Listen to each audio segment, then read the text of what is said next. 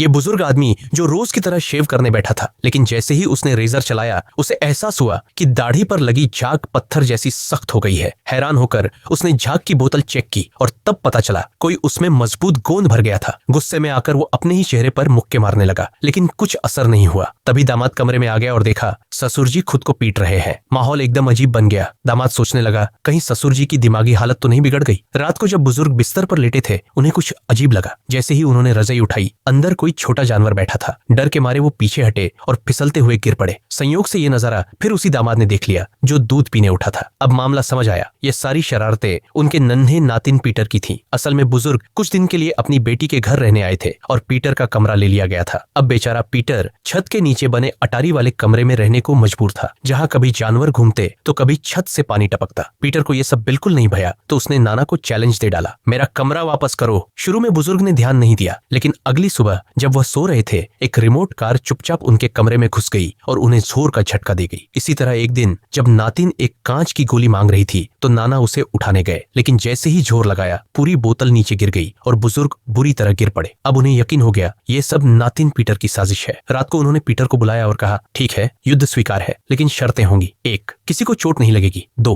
किसी को इस लड़ाई के बारे में पता नहीं चलेगा। और फिर शुरू हुई दादा बनाम नाती की ये अनोखी जंग। दूसरे दिन बुजुर्ग म्यूजिक सुन रहे थे, लेकिन देखा कि रिकॉर्डिंग डिस्क अचानक तेजी से घूमने लगी और फिर उड़ गई। अब नाना भी हरकत में आ गए। अगले दिन स्कूल में पीटर को अपनी लिखी कहानी पढ़नी थी। उसने विश्वास के साथ शुरुआत की, ये ग्रीष्म 1 में से एक था। मैं नहलने से रुक गया जब तक मैं सूंघता नहीं था, लाइक अ मंकीज बट। पूरा क्लास हंसी से लोटपोट हो गया क्योंकि असली कहानी की जगह नाना ने शरारत कर दी थी। एक और बार पीटर ने बिस्किट पर टूथपेस्ट लगा दिया और लिखा, सिर्फ नाना के लिए। लेकिन रात में गलती से उसके पापा खा बैठे और बुरी तरह खांसने लगे। पीटर ने नाना को परेशान करने के लिए एक दिन इमरजेंसी बटन दबा दिया। तुरंत एम्बुलेंस वाले आ पहुंचे और नाना को मानसिक रोगी समझ लिया। बेचारे को जबरदस्ती इंजेक्शन भी दे दिया गया। अब तो नाना गुस्से से तिलमिला गए। उन्होंने भी चाल चली। पीटर के कमरे में रखे सुरक्षा पेपर को पहचान कर गुप्त हथियार से उसका जाल तोड़ दिया। अगली बार जब पीटर घर लौटा तो उसके कमरे में रखी कुर्सी, मेज और बिस्तर सब ट्रैप बन चुके थे। चारों खाने चित। फिर एक दिन पीटर की शरारतें और बढ़ती गई। एक दिन नाना ने ड्रोन खरीदा और उसके जरिए पीटर की प्लानिंग जानने लगे। लेकिन उस रात फिर वही, पीटर ने इमरजेंसी बटन दबाया और नाना को फिर से हॉस्पिटल ले जाया गया। अब जब स्कूल में पीटर को कुछ गुंडे परेशान कर रहे थे तो नाना और उनके दोस्तों ने जाकर बदला लिया और गुंडे को सीधे डस्टबिन में फेंक दिया। एक बार नाना अपने पुराने दोस्त की अंतिम यात्रा में गए, लेकिन पीटर ने उनके मोबाइल की रिंगटोन बदल दी थी। जब रिंगटोन बजी मोबाइल कब्र में गिर पड़ा। उसे निकालने के चक्कर में नाना ने पूरी अर्थी हिला दी। सबके सामने तमाशा बन गया। अब तो पीटर की शरारतें बेकाबू हो चुकी थी।